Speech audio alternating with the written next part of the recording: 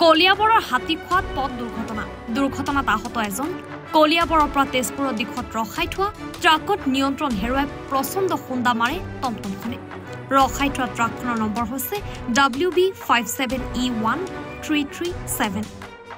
দুৰ্ঘটনাৰ ফলত আঘাতপ্ৰাপ্ত হৈছে টমটমৰ চালকজন আঘাতপ্ৰাপ্ত যুৱকজনক ততাতয়াকৈ নলতলী ক্ষুদ্ৰ প্ৰাথমিক চিকিৎসালয়লৈ লৈ যোৱা হয় ঘটনাস্থলীত উলুৱনী আৰক্ষী উপস্থিত হৈ আৰম্ভ কৰিছে তদন্ত পুৰা মদ খাই আছিল মানে টমটমৰ মালিক টমটমৰ ড্ৰাইভাৰটো ভাড়া গাড়ী আছিল ৰাতি বেয়া হৈছিল ইঞ্জিন চিজ মাৰিছে ক'ৰ পৰা আহিছিলে এখন শিৱসাগৰৰ পৰা আহি আছিল শিৱসাগৰ আহি ইয়াতে বেয়া হৈছিলে বেয়া হৈ যাব ৰাতিপুৱা আমি আহিলোঁ মিস্ত্ৰী হয় আহি পেলাই বনাই আছিলোঁ পিছত পিছফালে আহি মাৰি দিলে ৰাতিপুৱা এইটো কিমান টাইম হৈছে ঘটনাটো আধা ঘণ্টা 1 ঘণ্টামান হ'ল টমটমৰ পৰা ক'ৰ পৰা আহিছিলে কিনি আহিছিলে কলিয়াবৰ পৰা আহি আছিলে কলিয়াবৰ পৰা আহি ৰখাই থকা গাড়ীখনৰ পিছফালে মাৰিছে গাড়ীখন মাৰিছে কলিয়াবৰৰ পৰা নেকিবুৰ ৰহমানৰ ৰিপৰ্ট